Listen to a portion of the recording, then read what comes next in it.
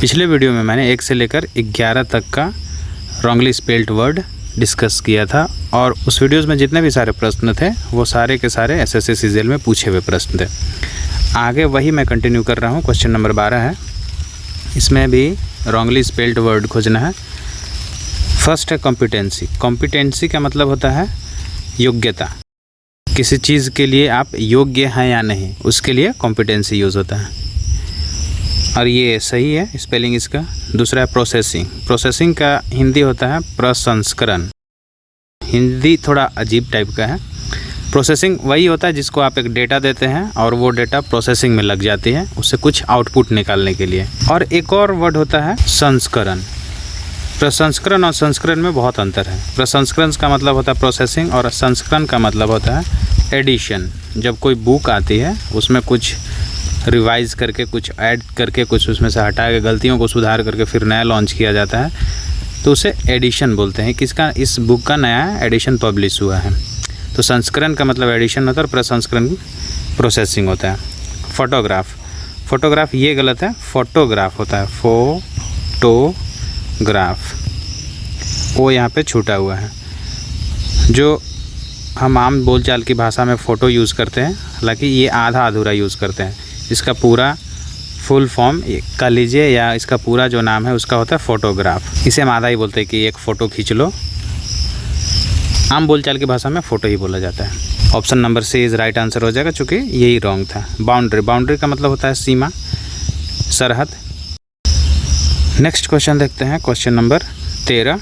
इसमें कौन सा गलत है उसको खोजना है। इनक्रिमिनेटिंग का मतलब होता है दोषी ठहराना, दोषी ठहराना, ये सही है।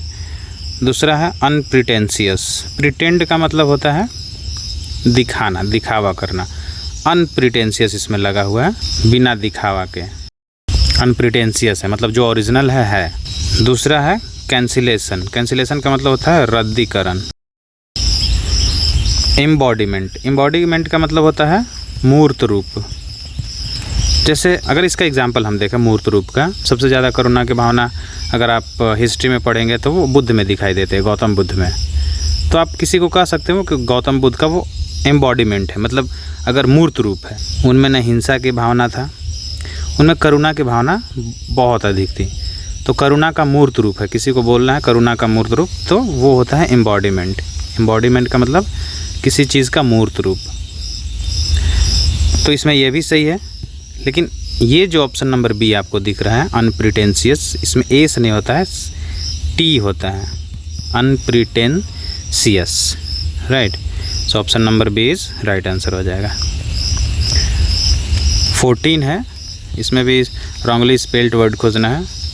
बुके। बुके का स्पेलिंग गलत है, ये BOUQUET होता है बुके। बुके का मतलब फूलों का गुच्छा। दूसरा एक्वेरियम, हालांकि option number A is right हो जाएगा। बाकी तीनों का मीनिंग देख लेते हैं। एक्वेरियम का मतलब होता है जल जीव घर, जिसमें जलीय जीव रहते हैं, उसके लिए घर बनाया जाता है, उसके लिए एक अनुकूल वातावरण बनाया जाता है, उसको एक्वेरियम कहा जाता है। मछली घर भी आप कह सकते हैं एक्वेरियम को। तीसरा प्लेज। प्लेज का मतलब होता है प्रतिज्ञा या वचन। अब्रीज। अब्रीज का मतलब होता है संक्षिप्त करना। कोई एक लेख है उसको संक्षिप्त करना है लेकिन उसका मूल रूप ना बदले, उसका जो उस लेख का मूल रूप है वो ना बदले, उसे अब्रीज कहा जाता है। क्वेश्चन नंबर 15 है पाइटी। पाइटी का मतलब होता है धर्मपरायण। धर्मपरायण का मतलब भक्ति, भक्ति में डूबे रहने वाला व्यक्ति, उसको पाइटी बोला जाता है, धर्मपरायण। ये सही है। Be depressed. डिप्रेस्ड का मतलब जो डिप्रेशन से मुक्त नहीं हो पा रहा वो डिप्रेस्ड है। तीसरा है सॉवरेनिटी। सॉवरेनिटी का मतलब होता है संप्रभुता।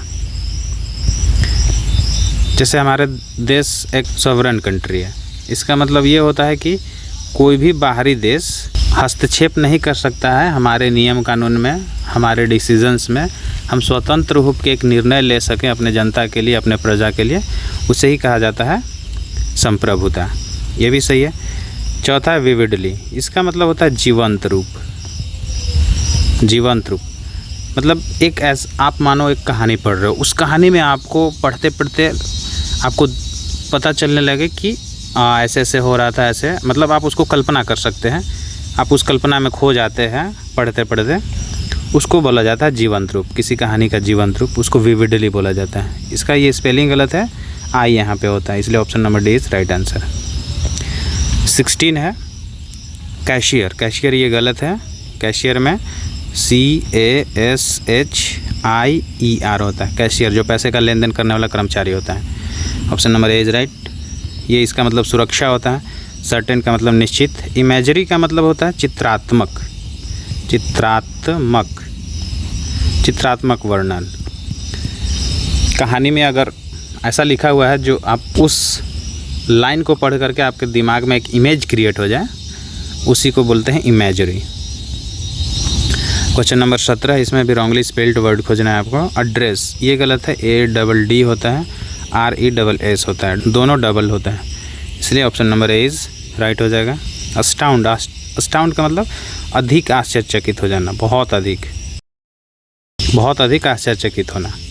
एडवाइस, एडवाइस ये नाउन के रूप में है, इसका मतलब होता है सलाह, और जब इसे वर्ब के रूप में लिखेंगे तो स्पेलिंग बदल जाता है, एडवाइस हो जाता है, AC हो जाता है। इसका मतलब होता है सलाह देना, सलाह देना। इसका भी स्पेलिंग सही है। अमाउंट, अमाउंट का मतलब होता है मात्रा, तो ऑप्शन नंबर ए इज़, यही गलत था तो ए करेक्ट हो जाएगा। क्वेश्चन नंबर 18 है, इसमें भी रॉन्गली स्पेल्ड वर्ड आपको खोजना है। एक होता है कैमोफ्लाज। ये कैमोफ्लाज का मतलब होता है छद्म आवरण। हिंदी से नहीं समझ में आएगा, आपको ऐसा समझ लीजिए कि जो आप पुलिस की वर्दी देखते हैं या CRPF, CISF, जितने भी पैरामिलिट्रीज़ हैं उनमें, या आर्मी का जो एक वर्दी होता है जिसे आप चितकबरा वर्दी कहते हैं, वो हालांकि कैमोफ्लाज वर्दी होता है। कैमोफ्लाज, कैमोफ्लाज का मतलब होता है ऐसा वर्दी जो उस परिस्थिति के अनुसार छिप जाए। अगर मैं आपको बोलूँ कि आपको जैसे यहाँ पे घास फूस है, मैं बोलूँ कि यहाँ आपको कैमोफ्लाज हो जाना है। कैमोफ्लाज हो जाना का मतलब आप अपना वेशभूषा ऐसा तैयार कर लीजिए, ड्रेस ऐसा तैयार कर लीजिए कि उस घास में आपको पता ना चले कि कौन सा छुपा हुआ है, उसी का मतलब होता है कैमोफ्लाज। इसका स्पेलिंग गलत है, CAMOUFLAGE, बस यहाँ पे यू नहीं था इसलिए गलत है, कैमोफ्लाज, राइट। B कॉमेडियन का मतलब हास्य कलाकार। C कारवां का मतलब होता है यात्रियों का समूह। कारवां जिसको बोला जाता है जिसके पास गाड़ी और यात्री मिला करके एक समूह जा रहा है, उसे कारवां बोलते हैं। कस्टर्ड एक मिठाई होता है, दूध आदि से बना हुआ मिठाई, उसे कस्टर्ड कहा जाता है। क्वेश्चन नंबर 19 है, इसमें भी रॉन्गली स्पेल्ड वर्ड आपको खोजना है। सीजनल, सीजनल का मतलब होता है मौसमी। हाइजीनिक, हाइजीनिक ये गलत लिखा हुआ है, HIGI होता है पहले, ENIC, हाइजीनिक होता है। हाइजीनिक का मतलब स्वच्छता। सेलेसियल, सेलेसियल का मतलब होता है आकाशीय, जैसे आप सेलेसियल बॉडी, आकाशीय पिंड, उसी में यूज़ होता है सेलेसियल। D है जिम्नास्टिक, जिम्नास्टिक का मतलब खेल से संबंधित, सो option number B is right answer. 20 है, रॉन्गली स्पेल्ड वर्ड इसमें भी खोजना है आपको। A नंबर में है लिजार्ड, लिजार्ड का मतलब होता है छिपकली। दूसरा है स्कॉर्पियन, PION होता है स्कॉर्पियन में, E नहीं होता है, यहाँ पे I होता है, इसका मतलब होता है बिच्छू। कैमेलियन, कैमेलियन का मतलब होता है गिरगिट, जो रंग बदलता है वो गिरगिट। ये छिपकली जो हमारे घरों में दिखते हैं, गिरगिट जो बाहर दिखते हैं घरों के। कैटरपिलर का मतलब होता है लार्वा, लार्वा का स्टेज, कीड़े जब अपने लार्वल स्टेज में होते हैं तो उसे कैटरपिलर कहा जाता है। So option number B is right answer. Number 21 है, रॉन्गली स्पेल्ड वर्ड इसमें भी आपको देखना है। प्रोफेसर, प्रोफेसर ये गलत है, PRO, डबल F नहीं होता है, F होता है सिंगल, ESSOR होता है, यहाँ पे O होगा और ये F नहीं होगा, यहाँ पे गलत है। प्रोफेसर का मतलब उच्च शिक्षण संस्थान का कोई शिक्षक, उसे प्रोफेसर कहा जाता है। डायरेक्टर का मतलब निदेशक, टीचर का मतलब शिक्षक, हेडमास्टर का मतलब प्रधानाध्यापक। Option number A is right answer. 22 है, रॉन्गली स्पेल्ड वर्ड इसमें भी देखना है आपको। राइम, राइम का मतलब ऐसा शब्द जिसके अंत में दोनों एक ही जैसा साउंड करे, उसको राइमिंग कहा जाता है, राइम। ये सही है। रेस्टोरेंट, भोजनालय, ये भी सही है। रिसेंट, रिसेंट का मतलब हाल का, अभी का, जो नया है, इसमें आई नहीं होता है, गलत है ये, रिसेंट ऐसे सही होता है। So option number C is right answer. D referred, referred का मतलब होता है किसी चीज़ को संदर्भित करके उसका उल्लेख करना, रेफ़र किया, जैसे डॉक्टर रेफ़र किया तो उसको भेजने के संबंध में उसको आगे भेजा गया, और ऐसे कोई रेफरेंस देता है तो उसको संदर्भित करता है कि इसके संदर्भ में मैं ये कुछ कहना चाह रहा हूँ, तो वो रेफर्ड होता है। ये सब सही है। So option number C is right answer हो जाएगा, चूँकि ये गलत था। 23 है, इसमें भी रॉन्गली स्पेल्ड वर्ड आपको खोजना है।